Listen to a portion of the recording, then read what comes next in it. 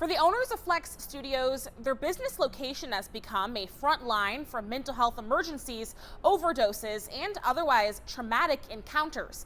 Now with CAHOOTS no longer serving the community, Eugene residents are left wondering, when the system collapses, who steps in?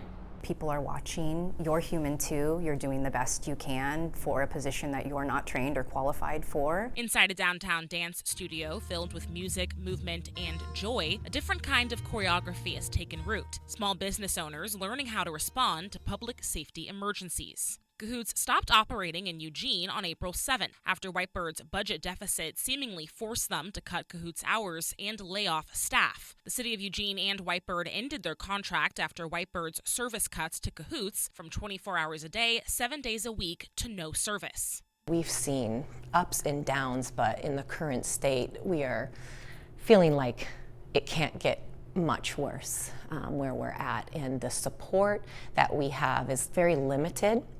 And CAHOOTS was a huge part of feeling like there was a little light at the end of the tunnel and understanding the level of mental health support that we need. Lindsay Shields and Angela Dunham, who've operated Flex Studios for over a decade, said they were once proud participants in the revitalization of downtown Eugene.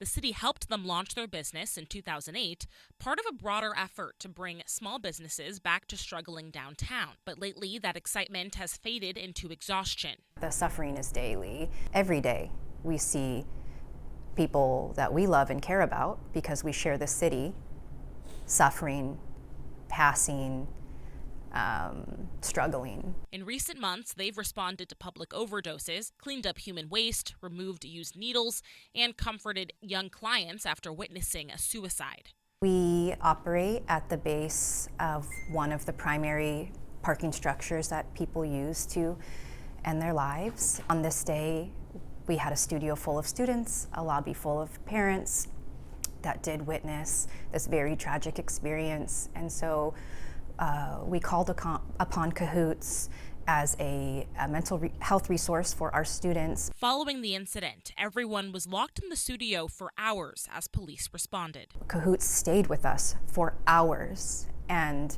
did breath work and trauma response dialogue, helped with age-appropriate verbiage, offered continued resources for families that had experienced something that's inexplainable. Both owners testified at last week's city council meeting, urging leaders to fund CAHOOTS independently, even if Whitebird Clinic is no longer able to support it. The city paid for 40% of CAHOOTS operations and would be willing to continue that fee, but Whitebird said they can't commit the other 60%.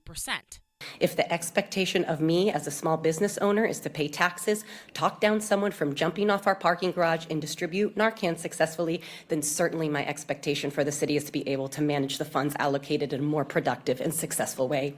Thank you for your time. I look forward to seeing CAHOOTS as a staple of our city programs where small business owners can thrive, humans can heal, and dance teachers can get back to teaching dance. According to a data researcher at the University of Oregon, 17% of public safety calls are diverted to CAHOOTS workers. In Eugene, I'm Tiffany Lewis reporting.